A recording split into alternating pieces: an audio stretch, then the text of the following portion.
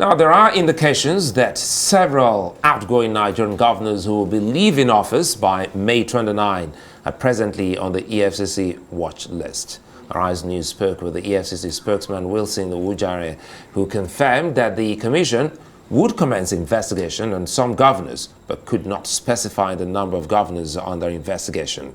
The extent of the charges against the outgoing governors remains sketchy, but Arise News learned EFCC had written the Code of Conduct Bureau requesting for assets declaration documents to facilitate an ongoing investigation involving the governors. The EFCC had recently disclosed that Zamfara Governor Bello Matawale, whose name appears on the Anti-Graft Agency's list of possible corruption suspects, is being investigated over the alleged diversion of 70 billion naira from the Zamfara State's treasury. The Anti-Graft Agency says the funds were allegedly diverted through non-existent contracts. But the governor has fired back, accusing the EFCC chairman, Abdulrasheed Bawa, of allegedly requesting a $2 million bribe from him.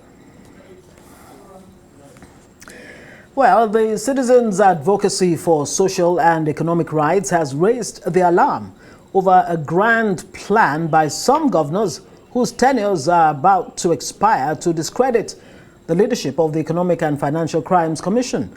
In a statement, the group is calling on the governors to stop using accusatory tactics to intimidate public officials, particularly those working in law enforcement, anti-corruption, and the judiciary, in the hope to divert public attention from their cases of humongous corruption and mindless stealing of public resources.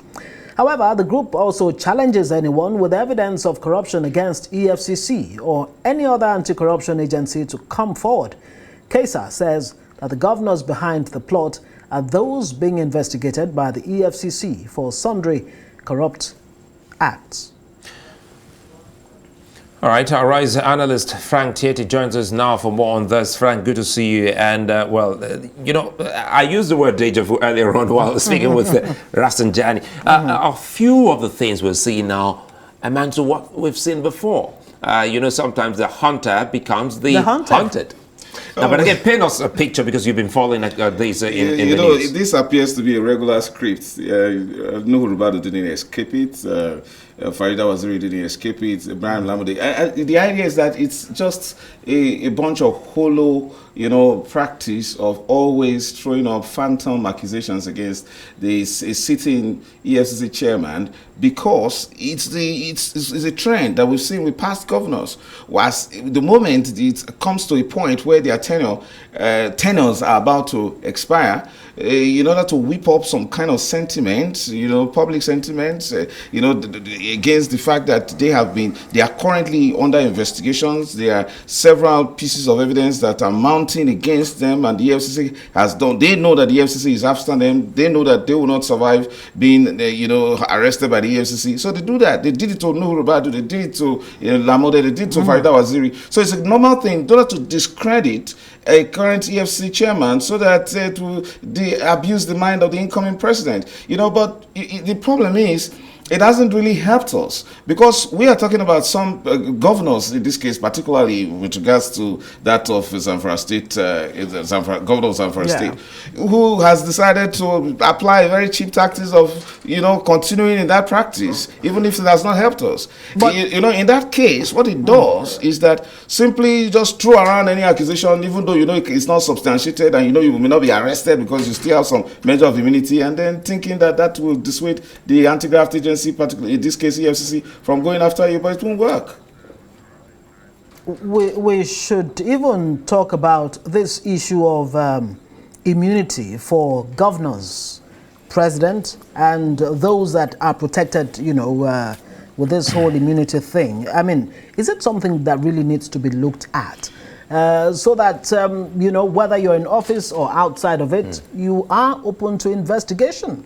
Yes, it's just that there was a laudable, reason why the Constitution gives immunity to governors. Unfortunately, it's been abused. Like we see that happening with regards to, Bello Metawale of Zamfara State, because he's governor, he knows that he cannot be arrested for criminal defamation. You just don't sit down somewhere and make sweeping statements that are unfounded, that without basis, and said the EFCC chairman asked me to give him $2 million. How? Where? On what basis? At what time did he didn't say anything? Because he knows that this is Nigeria. But when you throw around lies that travel very, very fast, and nobody will ask you, and then you just want to discredit a young man that has been transforming the EFCC in the way we haven't seen. And Frank, that is why we will ask. Now, you're also a lawyer, and when someone throws, such allegations, and it's been days until this moment, he still has not been able to substantiate that.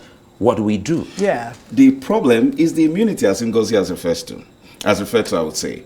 If he were to be without immunity, he would have been invited, by any of the, not necessarily the EFCC, but the EFCC does have the powers to do so. Come under the EFCC Act, under the Criminal Code, under the various criminal laws, and say, please, would you substantiate what you have said? Because it amounts to criminal defamation under Section 373 of the Criminal Code for you to make statements that injure the reputation of another person calculated to damage his person. In this case, just because you know that the EFCC has strong evidence against you, has been following the tracks of how much you've stolen money, in this case, a particular governor, and then that you just do the normal thing. And then the problem is, if we don't stop, giving credence to these false accusatory tactics, I would say, being used by these governors time and again, they've used it against quintessential anti-corruption people. If we don't, stop it, they will adopt it, and they will also extend it to judges. So all that you need to do is say,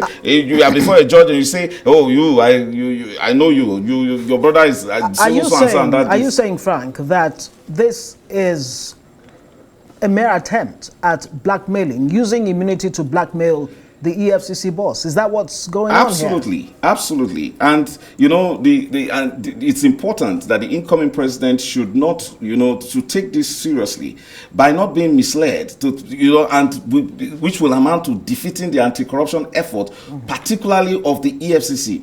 We have seen and praised the EFCC chairman, Abdul Rashid Bawa, in the new strides that he has made, especially in the area of compliance to law, the compliance to court orders, and respect for the human rights of accused persons. Now, in this case, the governor has been left alone, but quietly being investigated. From information that at my disposal, I do know that the EFCC is nearing conclusion on the investigation of the particular governor. That's in the statement it made, that the governor has misappropriated and practically stolen, as much as 70 billion. And now, all the governor needs to do in answering to that would have been to wait quietly until he steps down from office and turns himself to the EFCC to disprove or to answer to the allegations. But he has decided to go the way of past governors or throwing accusations around. And because such accusatory tactics have not been dealt with before, because they are surreptitious, that's the reason why it has to be brought to the fore. That's the tactics I want us to also dig into, because you actually started by saying that it hasn't worked, against the Nigerian people. Now let's now talk about the appointers of these, chairmen in the past, and now in this very case, the government of Nigeria. How is it that they are also swayed by things that are so frivolous, as you have, described them, to the extent that they allow it to affect, those that they have so given such responsibility? Jobs. In this case, it's peculiar. We see Abdul Rashid Bawa that is committed to fighting corruption and being committed to showing that he's going to use the instrument of the EFCC Act and, to tackle those who have pilfered, who have practically corruptly enriched themselves with state resources. Now, this trend happens whenever there is a change of government. So they do it in such a manner that they want to abuse the mind of an incoming president. But what we're saying is that the incoming president needs to be circumspect, because it does more damage to the institution of anti-corruption in Nigeria when all a man needs to do to win some public sympathy is to throw false allegations around, to say unsubstantiated statements against the personality of the ICPC chairman or the EFCC chairman. In this case, I think it's going too far, because when you just sit down and make a statement, that, oh, he asked me. How? And then what the Nigerian public thinks, if we don't interrogate these issues properly, is that, oh, there is some semblance of truth. Whereas the governor, the Zamfara state governor, in this case, Metawale, did not have any basis. Whether he saw it in his dream or whatever, or he was told somewhere, he cannot even substantiate it. So in other words, what you're saying is that he needs to substantiate this claim of, you know, having been asked $2 million on the part of the EFCC boss. But when such an allegation is made, whether by a governor who has immunity or anybody for that matter, is there a chance that that claim would be investigated or should be investigated? Of course, and that's how it works. This is how it works, I would say. The first thing you do is to bring the material, the particulars of that allegation. At so time, at so place, I recorded a call, or in the presence of so and so person, or through this medium, he requested that I give him a 2 million naira bribe. These particulars are missing. So we are seeing a sweeping, sensational marketplace, beer parlor statement by a sitting governor just because he wants public sympathy. And this has been a trend. That's the worrisome part of it. This has been a trend used by previous governors, and we are foreseeing that it's a trend that will be used by people, many more governors, and by people who are standing trial in certain courts by simply throwing accusations around. So that's the reason why a circumspect, a public, that is wise, should look beyond such casual, flimsy, frivolous, and vexatious statements and ask the people, just like the EFCC has thrown the challenge to him, that please, Mr. Governor, bring the facts. As civil society organizations are asking. Let's close on this. Now that the people are still waiting on the governor to come with facts, it's 5 days to D-Day. The governor will be excused. What should the EFCC do? No, the EFCC must, on this, first and foremost, the Nigerian public and the incoming president must do everything possible to support the EFCC as an institution and the personality of the chairman because of his commitment, and must not balk at the at mere and frivolous accusations. And again, the more importantly is that the EFCC must not shy away from prosecuting anybody that has brought frivolous and founded accusations against any public officer, police officer, or an officer of the EFCC, particularly the chairman. And again, that makes it double jeopardy for him if he's going to be charged in addition to whatever crimes he may have committed if he has corruptly enriched himself. Well, there's a fundamental question or point that needs to be made: preventing corruption in public office rather than just fighting. We may have to interrogate immunity again because it has been used as a cloak to cause a lot of havoc for Tietie, thank you very much. Public funds. Thank you very much for joining us on News Night.